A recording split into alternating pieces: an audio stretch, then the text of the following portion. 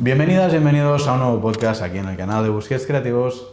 Hoy de nuevo con nuestro amigo y colaborador Rubén Gómez. Rubén es entrenador y preparador físico y actualmente está en las categorías formativas del Real Club Deportivo Español de Barcelona.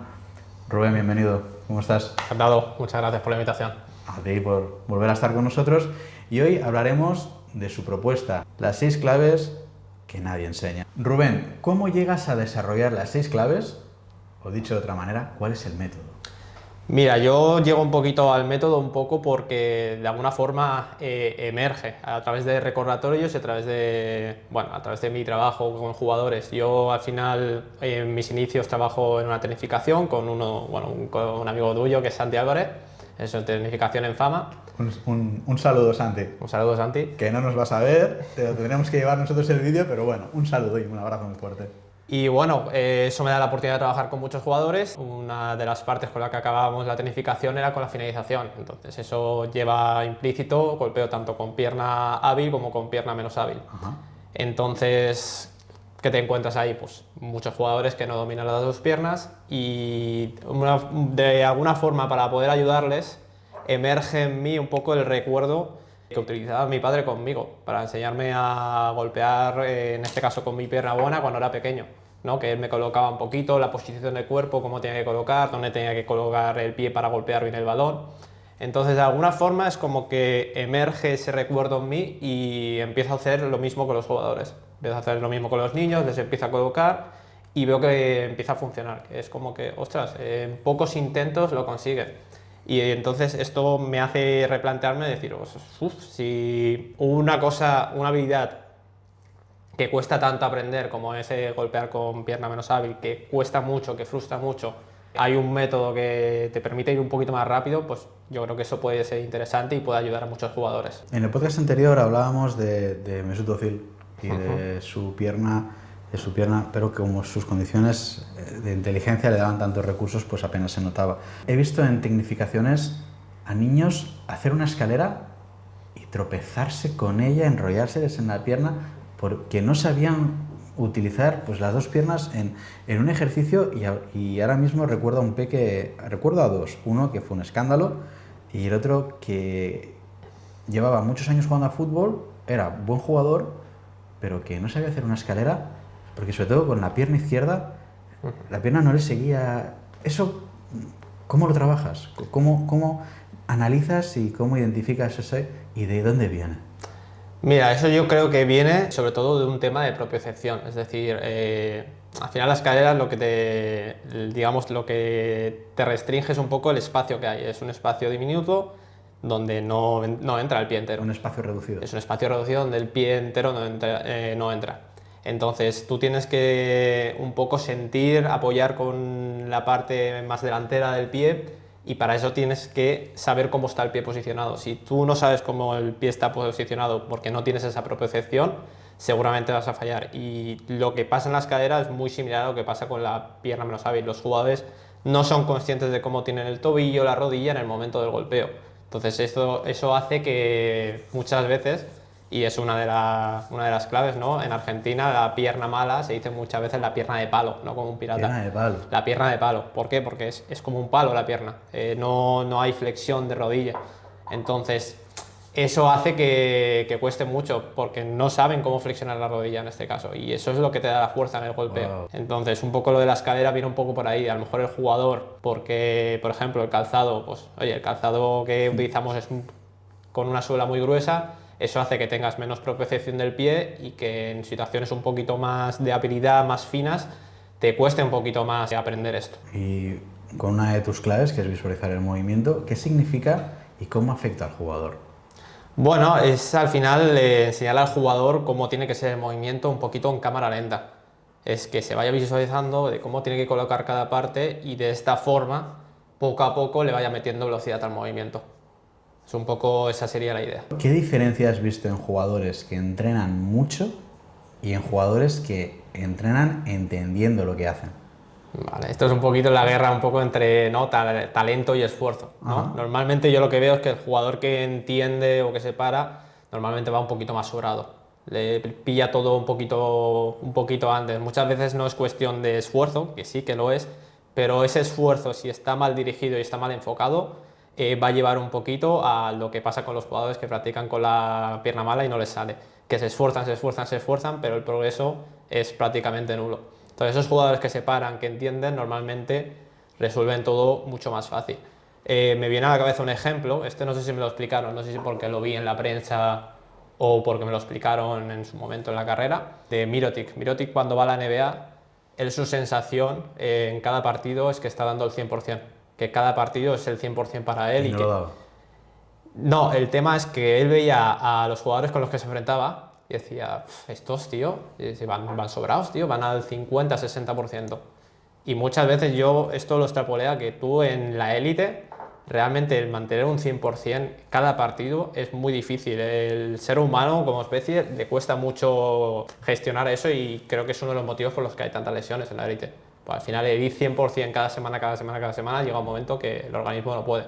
Entonces, ¿por qué explico este ejemplo? Esos jugadores que van al 50-60%, que juegan 70 partidos al año, si de esos 70 partidos 55 van al 50-60% es mucho más gestionable. Claro. Y eso es porque ellos seguramente o tengan más eficiencia en el movimiento, se muevan mejor y eso hace que les cueste menos, entienden mejor el juego, entonces todo eso hace que sea un poquito más fácil todo y que puedan progresar. Al final es esfuerzo bien dirigido, esfuerzo que me sirve para progresar o en este caso, en el ejemplo que pongo, sacar resultado. Te lo hago difícil. Hablamos de un jugador que empieza con tu proyecto, lapiernamala.com. Laeternapiernamala.com. Laeternapiernamala.com. Ese jugador tiene una evolución, tiene un progreso, mejora, empieza a sentirse bien, pero aquí entra otra variable. Ese chaval juega de medio centro, su equipo juega con una 4-3-3, ¿Vale? y los dos compañeros, el que tiene a la derecha y el que tiene a la izquierda, no han entrenado contigo, no han comprado tus infoproductos y solo trabajan con una pierna. ¿Cómo afecta eso al jugador? Claro, al jugador eso lo va a afectar en la toma de decisiones, evidentemente. Si ha trabajado conmigo ese medio centro, va a tener capacidad, por ejemplo, de desplazar con las dos piernas. Va a haber jugadores que están alejados y va a dar un poquito lo mismo en qué pierna le cae el balón o en qué pierna recibe, que él va a poder resolver esa situación.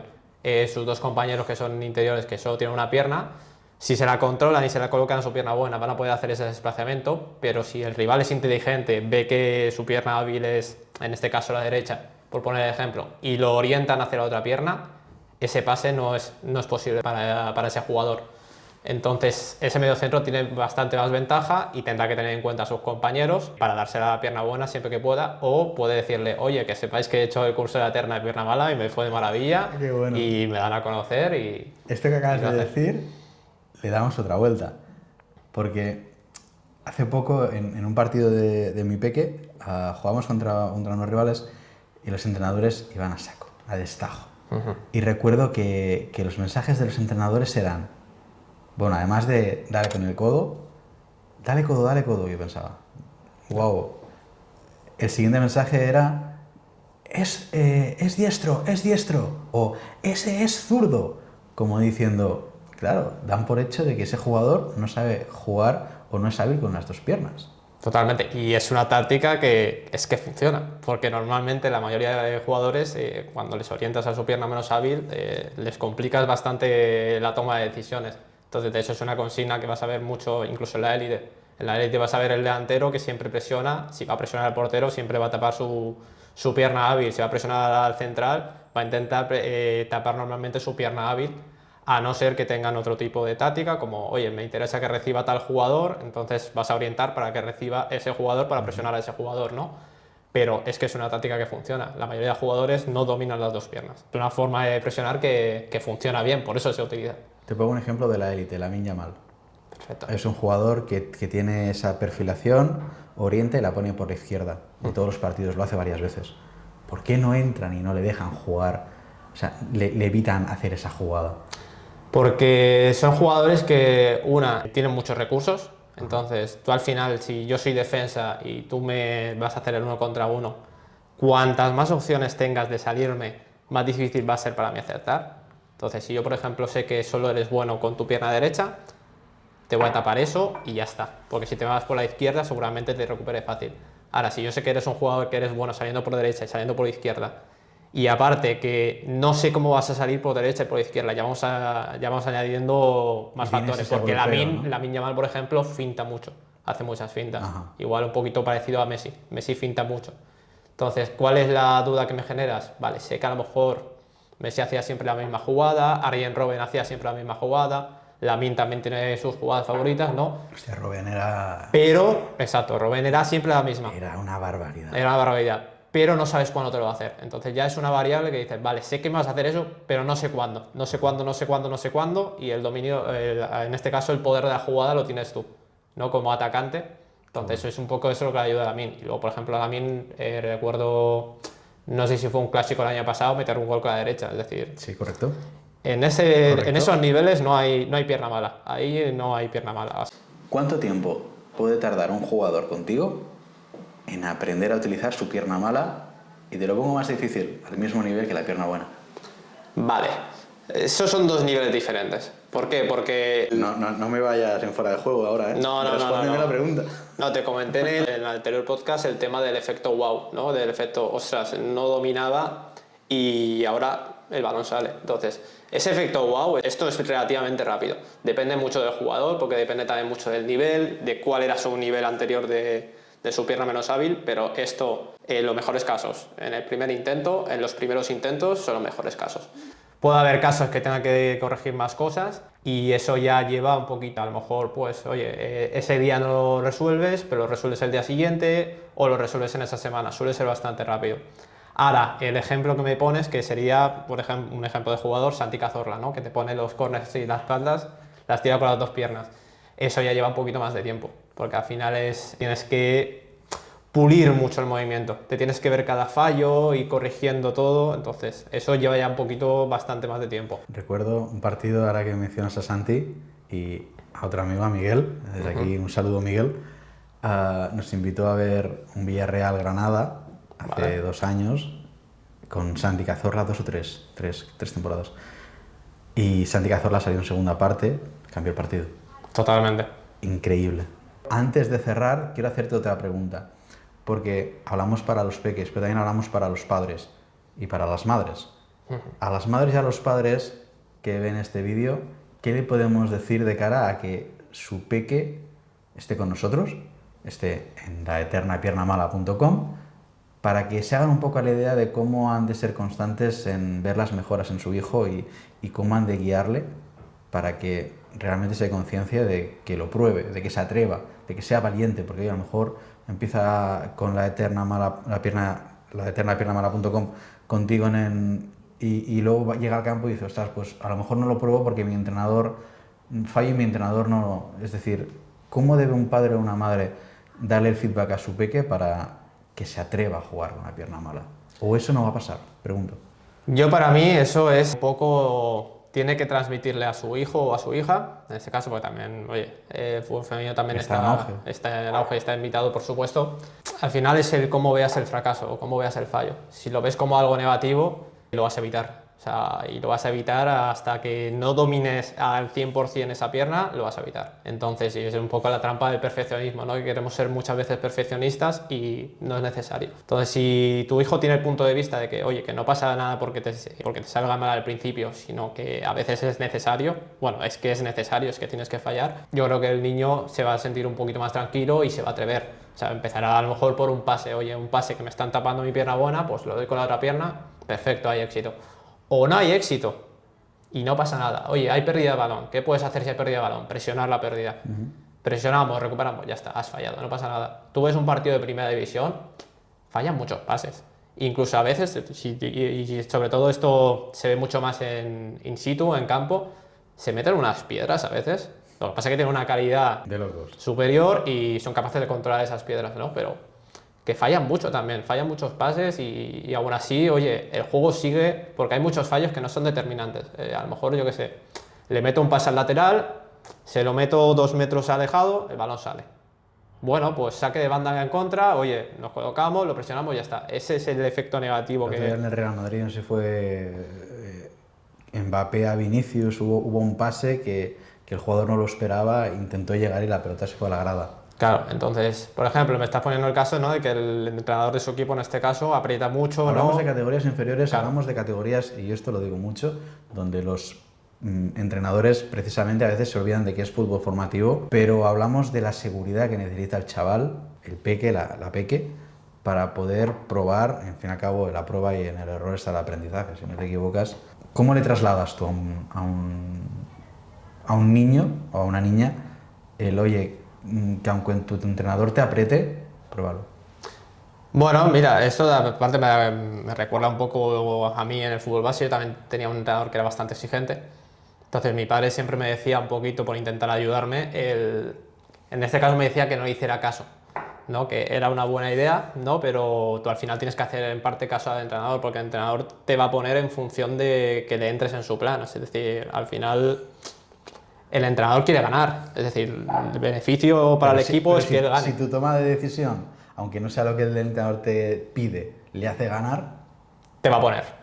En ese caso te va a poner.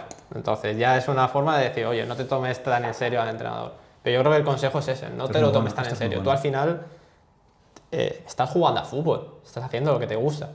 Ya está. Si pierdes ese partido, al día siguiente se ha olvidado ese partido, ganes o pierdas. Entonces es un juego, ya está, disfrútalo. Disfrútalo, porque si no lo disfrutas, yo al final, por ejemplo, yo cuando jugaba, uno de mis principales problemas era que de aquí no iba bien. ¿Por qué? Porque yo me enfocaba en hacer un buen partido. Entonces yo ya la diversión se iba fuera de... No era uno de no asimilabas claro, no era uno de mis objetivos. el disfrute. Claro, mi objetivo era hacerlo bien. ¿Qué pasa? Que cada vez que controlaba, cada vez que daba un pase, ay, hay que hacerlo bien, no falles. Entonces ya dejas de disfrutar. Entonces, un poco el jugador tiene que sentir eso, que oye, que está jugando, que no va a matar a nadie porque falla un pase o falla un control. Entonces, esto también le quita presión al jugador de atreverse a arriesgar un poquito. ¿Por qué? Porque necesitas riesgo. En esta conversación que estamos teniendo, en este podcast de la eternapiernamala.com, sí que me has recordado a dos amigos más que tenemos en el fútbol, que no nos vamos a saludar porque se va a aparecer esto que es el vídeo de saludos, ¿no? Pero sí que es cierto que, claro, si alguien consume, si alguien está con tus cursos de la eternapiernamala.com, podemos incluso favorecer que llegue a ese estado de flow, ese estado en el que para llegar has de tener un nivel alto y una seguridad en ti mismo tal que te permita alcanzar grandes hitos al tiempo en el que, pues bueno, disfrutas haciendo lo que más te gusta. Totalmente. Y al final, por ejemplo, bueno, en la eternapiernamala.com, en la newsletter, intento dar consejos sobre esto también, sobre cómo sacar tu mejor rendimiento. No solo es el tema del curso de la Eterna Pierna Mala para aprender con las dos piernas, sino que también intento dar consejos tanto para el fútbol como fuera del fútbol, pero que sirven para el fútbol. Entonces, va un poco por ahí también el tema de, oye, esto es un juego. O sea, no hay más. No quieras hacerlo todo bien, no quieras llegar a ser profesional algún día, que es que no lo sabes ni depende de ti. O sea, el fútbol no es solo ser profesional como futbolista, que parece que si no llegas a Barça Madrid has fracasado. Esto lo dijimos en el podcast con Yago. Sino también el fútbol tiene entrenadores, preparadores, analistas. Sí. Es decir, hay una ventana increíble en el fútbol de salidas profesionales. Totalmente. Al final el fútbol, oye, mueve mucho dinero y eso hace también que se generen muchos puestos de trabajo y que si no sirves, o en este caso, pues no te da como jugador, y pueden ser por mil motivos. A lo mejor tienes buena técnica, pero el físico, como es mi caso también, yo me lesionaba mucho. Entonces, oye, pues no te da por ahí, pues no pasa nada. Y que no se acaba el mundo porque no llegues a ser jugador profesional. O sea, hay muchas salidas profesionales y al final el fútbol es algo que tienes que disfrutar. Es tu pasión, es algo que disfrutas y ya está, y no tiene más importancia que esa. Buenísimo, Rubén. Pues nada, Rubén Gómez, segundo podcast. Recordad, la eternapiernamala.com. En el podcast anterior decíamos que, bueno, que es una manera de asegurarte probablemente estar menos en el banquillo o darle 3 puntos a tu equipo. Hoy podemos decir que con este curso, con esta eternapiernamala.com, probablemente estés más cerca de conseguir ese flow cuando juegas, de ser un jugador que disfruta haciendo lo que hace. Ya lo sabéis, la eternapiernamala.com, aquí en el canal de Busquets Creativos, con nuestro amigo y colaborador Rubén Gómez. Hasta la próxima. Rubén. Próxima. Placer.